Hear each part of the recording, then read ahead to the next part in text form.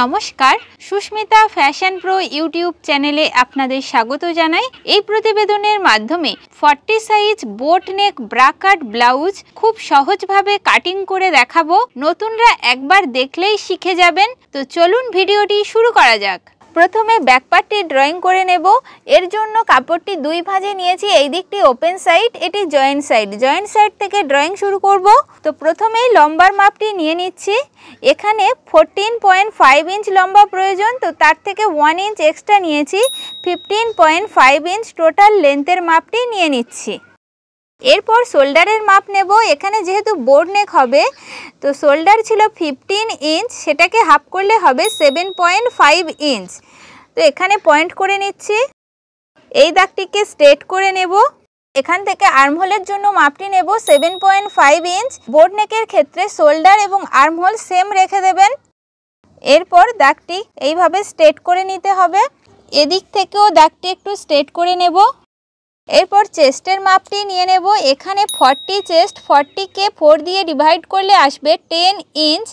প্রথমে 10 ইঞ্চে একটি পয়েন্ট করে নিচ্ছি, আরও 2.5 ইঞ্চ কাপড় এক্সট্রা রাখছি। তো দেখুন টোটাল এখানে চেস্টের মাপটি নিয়েছি 12.5 ইঞ্চ। এর থেকে হাফ ইঞ্চ কমিয়ে নেব কোমরের জন্য। কোমরের মাপটি নিয়ে নিচ্ছি 12 ইঞ্চ। দাগটিকে ঠিক এইভাবে মিলিয়ে দিতে হবে। এরপর যখন ব্লাউজটি ফিটিংস করবেন তখন কোমরের ফিটিংস মাপ দিয়ে নেবেন। এখানে ঠিক 1 ইঞ্চ থেকে আর্মহোলের শেপটি দিয়ে নেব। একটু উপর থেকে ঠিক এইভাবে নিয়ে আসবেন।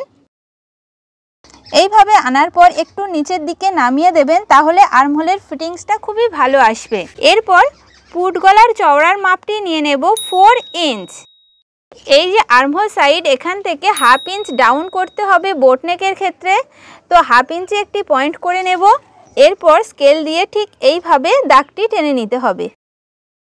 এখান থেকে লম্বার মাপটি নিয়ে নেব 3.5 ইঞ্চ। এই দাগটিকে স্ট্রেট করে নেব।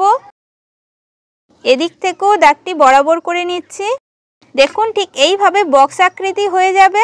এরপর বোট গলার শেপটি দিয়ে নেব। ঠিক এইভাবে দিয়ে নিলাম। এরপর এখান থেকে ঠিক 1 ইঞ্চে একটি পয়েন্ট করে নেব। এই দাগটি স্ট্রেট করে নিচ্ছি। এখানকার চওড়ার মাপটি রাখছি 3.5 ইঞ্চ। এখান থেকে লম্বার মাপটি নিয়ে নিচ্ছি 6 ইঞ্চ। এদিক থেকেও চওড়ার মাপটি নিয়ে নেব 3.5 ইঞ্চ। তো এই দাগটিকেও স্ট্রেট করে নেব। এদিক থেকেও দাগটি বরাবর করে নিচ্ছি।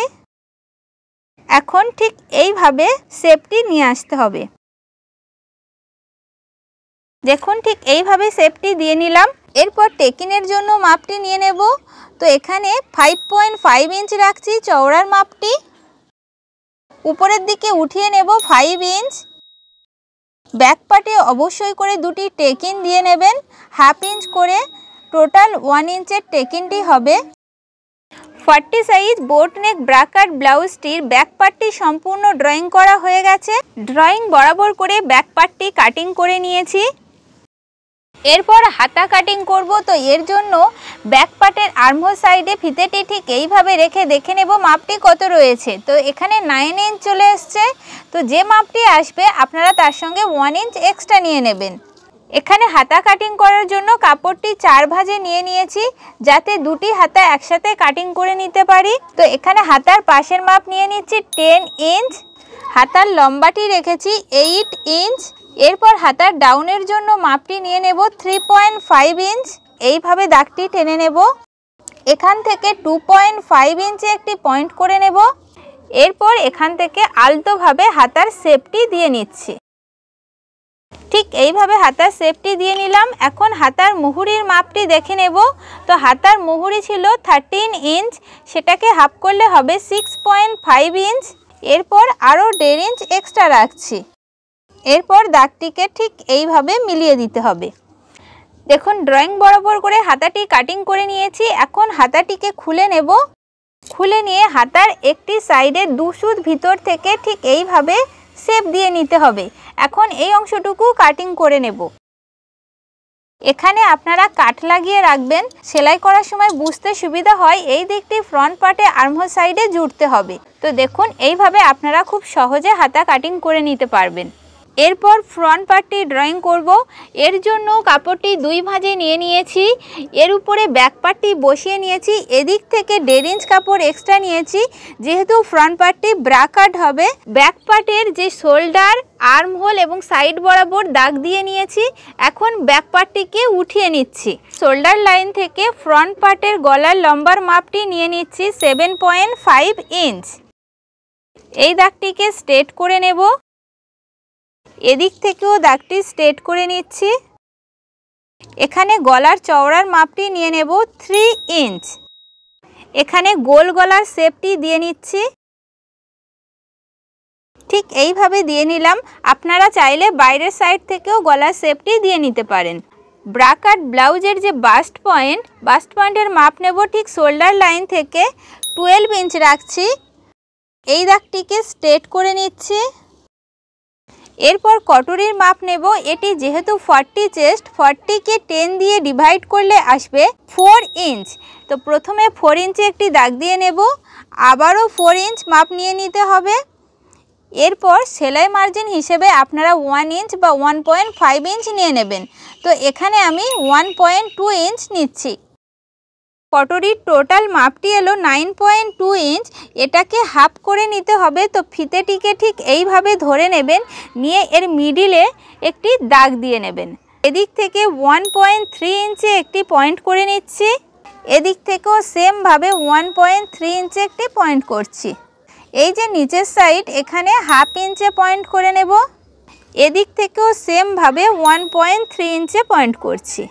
এই যে 4টি পয়েন্ট দিলাম, এই মিডিলের সাথে মিলিয়ে দিতে হবে। দেখুন এইভাবে মিডিলের সাথে মিলিয়ে দেওয়ার পর এই মিডিলটাকে একটু রাউন্ড করে দেবেন, তাহলে কটুরির শেপটি খুবই ভালো আসবে। ফ্রন্ট পার্টে আর্মহোল সাইডে একটু শেপ দিয়ে নিতে হবে, ঠিক 2 সুত ভিতর থেকে। এইভাবে শেপটি আনার পর আর্মহোলের লাইনের সাথে মিলিয়ে দেবেন। এরপর আর্মহোলের ঠিক মিডিল থেকে একটি মাপ নিয়ে নেব 2.5 ইঞ্চে। উপর থেকে একটি মাপ নেব 5.5 ইঞ্চে। এটা আমরা কটুরির শেপটি দেওয়ার জন্য দিয়ে নিচ্ছি। দেখুন এই যে পয়েন্ট দিয়েছি, মিডিলের পয়েন্ট আর এই যে কটুরির পয়েন্ট, এই 3টি পয়েন্টকে মিলিয়ে দিলে খুব সহজে কটুরির শেপটি দিয়ে নিতে পারবেন। তো দেখুন এখন শেপটি দিয়ে নিচ্ছি। দেখুন এইভাবে কটুরির শেপটি দিয়ে নিলাম। এখন এই যে গলার চওড়ার মাপ নিয়েছিলাম 3 ইঞ্চ, এখান থেকেও দাগটিকে ঠিক এইভাবে মিলিয়ে দিতে হবে। দেখুন কত সহজে কটুরি পার্টটি তৈরি হয়ে গেল। এখন কটুরির নিচের পার্টের জন্য মাপ নেব। তো মিডিল থেকে মাপটি রাখছি 4.5 ইঞ্চ।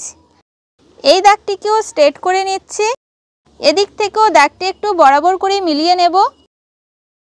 এখান থেকে ঠিক 0.75 ইঞ্চে একটি পয়েন্ট করে নেবেন, নিয়ে এখান থেকে এইভাবে শেপটি দিয়ে নিতে হবে। এইভাবে শেপটি দিয়ে নিলাম। এখন এদিকের যে এস পার্টটি রয়েছে, এর জন্য মাপ নেব। তো কটুরির যে নিচের পার্ট, এখান থেকে ঠিক হাফ ইঞ্চে একটি পয়েন্ট করে নেবেন। নেবার পর স্কেলটিকে একটু হেলানো করে ঠিক এইভাবে রেখে শেপটি দিয়ে নিতে হবে। এরপর নিচের বেল্টের পার্টের জন্য মাপ নেব। তো মিডিল থেকে মাপটি রাখছি 5 ইঞ্চ। এই দাগটিকেও স্ট্রেট করে নিচ্ছি। এরপর আমাদের যে ব্যাক পার্ট ছিল, ব্যাক পার্টটিকে ঠিক এইভাবে বসিয়ে নেবেন, নিয়ে এর যে সাইড বরাবর মাপটি দেখে নেবেন। এখানে দেখুন যে শেপটি দিয়েছি, এই শেপ বরাবর করে বেল্টের পার্টের জন্য শেপটি দিয়ে নিচ্ছি। দেখুন 40 সাইজ ব্রা কাট ব্লাউজটির ফ্রন্ট পার্টটি সম্পূর্ণ ড্রয়িং করা হয়ে গেছে। এটি 1 নম্বর পার্ট, এটি 2 নম্বর পার্ট, এটি 3 নম্বর পার্ট ও এটি 4 নম্বর পার্ট। ড্রয়িং বরাবর করে ফ্রন্ট পার্টের প্রত্যেকটি পার্ট কাটিং করে নিয়েছি। 40 size boat neck bra cut ব্লাউজটির ফ্রন্ট পার্ট, ব্যাক পার্ট ও স্লিভস খুব সহজভাবে ড্রয়িং করে কাটিং করে আপনাদের সাথে শেয়ার করলাম। ভিডিওটি ভালো লাগলে একটি লাইক দেবেন আর আমার সুস্মিতা ফ্যাশন প্রো ইউটিউব চ্যানেলটি সাবস্ক্রাইব করবেন। আপনারা কি ধরনের ভিডিও দেখতে চান কমেন্টের মাধ্যমে জানাবেন।